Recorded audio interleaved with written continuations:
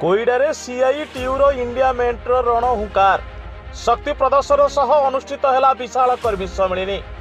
Congress CPIM मेंट पर जनसमुद्र पलटिला सभा। बोणाई विधानसभा निर्वाचन मंडली विशेषकर कोईडा ब्लॉक दीर्घ वर्ष वर्ष धरी कांग्रेस और सीपीआईएम गड़ भाव परिचित थिबा बेले आज कोईडा स्टाडियम पड़ियाटे इंडिया मेंट आज निज शक्ति प्रदर्शन करने सह विशाल कर्मी सम्मेलन करी बोणाई निर्वाचन माहौल को सरगरम करिसेंती। उक्त सम्मेलन में इंडिया मेंटर सुंदरगढ़ लोकसभा कांग्रेस प्रार्थी जनार्दन देउरी और बोणाई विधानसभा आसन पर सीपीआईएम प्रार्थी लक्ष्मण मुंडा नेतृत्व में सीपीआईएम राष्ट्रीय उपसभापति विष्णु महांती, सीपीआईएम राज्यर संपादक अलीकेश्वर पट्टनायक, जिला साधारण संपादक प्रमोद सामल, कोईडा ब्लॉक अध्यक्ष सुरेश कुमार नायक, राज्य कमिटी सभ्य प्रभात पंडा, पुरातन सदस्य विमान माइती, जिला परिषद सभ्य सुशीला मुंडा, बादल बारिक, सरपंच आनंद मासीहर, बाबुली मुंडा तथा कांग्रेस पक्षर जिला एसपी सभापति परमेश्वर नायक, ब्लॉक सभापति सनातन गणा, इंद्रमणि बेहेरा, कोईडा सरपंच ऋषिकेश देहुरी, महिला नेत्री संध्याराणी नायक, ब्लॉक महिला मोर्चा सभापति कुसुमिता पात्र, युवा कांग्रेस सभापति केदार चंद्र पंडा प्रमुख उपस्थित रही जनसमुद्र पलटिथिबा कर्मी सह आदिवासी परंपरा ढोल नृत्य सह पदयात्रा करी कर्मी सम्मेलन अनुष्ठित स्थान में पहुंची। इंडिया मेंटर प्रार्थी किपरि बहु व्यवधान सह विजय लाभ करेंगे से नहीं वार्ता प्रेरण सह राज्य और केंद्र सरकार नेतृत्व नीति आदर्श और दल को कड़ा समालोचना करने सहित आदिवासी हक की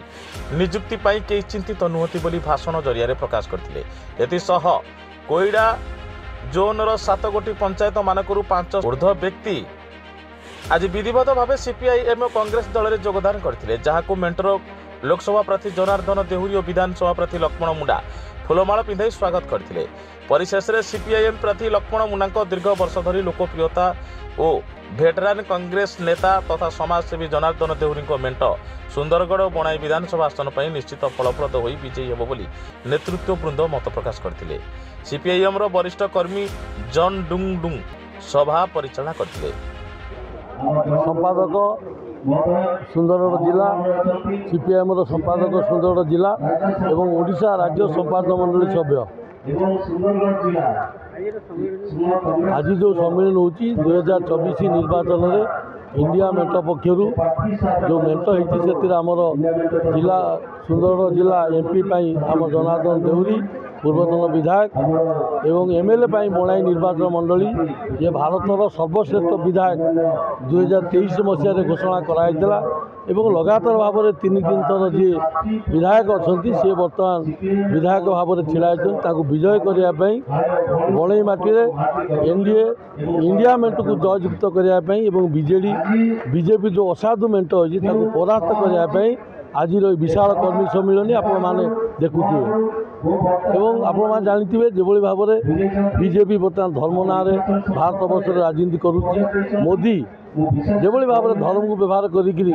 राम मंदिर व्यवहार करके धर्म भोट नवा चाहूँगी एवं से जो कहते 2 कोटी टका 2 कोटी लोक निजुक्ति वर्ष को सब पानी गार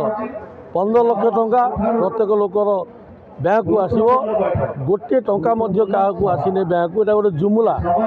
से भाव में ओडिशा नवीन पट्टनायक सरकार जगन्नाथ को धरिक व्यवहार करी गाँ गाँ काठ शगड़े सब जगन्नाथ को बुलाऊले केवल भोट 25 वर्ष गोटे सरकार आपण मैंने कहतु कोईडार एत खनि खादान अच्छी केते लोक निजुक्ति एवं जो इलेक्ट्राल बॉन्ड बाहरला बीजेडी सरकार आदानी अंबानी रुंगटा JW 100 कोटी टका नहीं मोदी गवर्नमेंट तो 1000 कोटी टका नहीं। ये अंचल विकास नहीं ये पानी देखु स्वप्न किंतु एमाने निर्वाचन पाई बीजेडी बॉन्ड इलेक्ट्राल बॉन्ड नहीं आपण प्रमाणित होती बीजेडी बीजेपी को परास्त करने एवं कांग्रेस सीपीएम को जो गणतंत्र मेंट को विजय करने आज कर्मी सम्मेलन।